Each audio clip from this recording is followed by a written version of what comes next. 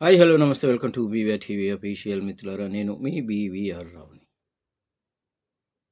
ఒక ప్రజానాయకుడు, ఒక పార్టీ అధినేత, ఒక మాజీ ముఖ్యమంత్రి ప్రెస్ మీట్ పెడితే ఏంటి మీకు నొప్పి? పెట్టకూడదా? మాట్లాడకూడదా? ప్రెస్ మీట్ పెట్టే హక్కు సామాన్యుడికి కూడా ఉంది, ప్రతి ఒక్కరికి ఉంది.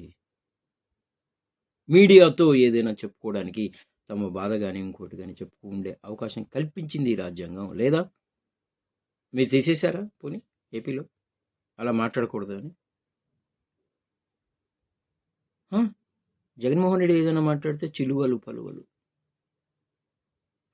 ఇక్కడికి రా అక్కడికి రా మాట్లాడుకుందాం. మీడియా సమావేశంలో ఏంటి అది? ఇప్పుడు సామాన్య ప్రజలకు ఏమి ఇబ్బంది లేదండి మీడియా సమావేశం నిర్వహించి పత్రికల వారితో మాట్లాడడం అనేది. తప్పేమని చెప్పండి. అలాగే నేను బడ్జెట్, మిగతా వ్యవహారము, అంబటి రాంబాబు వ్యవహారం కానీ మిగతా ఇవన్నీ వీటన్నిటి మీద ప్రెస్ మీట్ పెట్టబోతున్నాడు ఇవాళ 3 గంటలకి.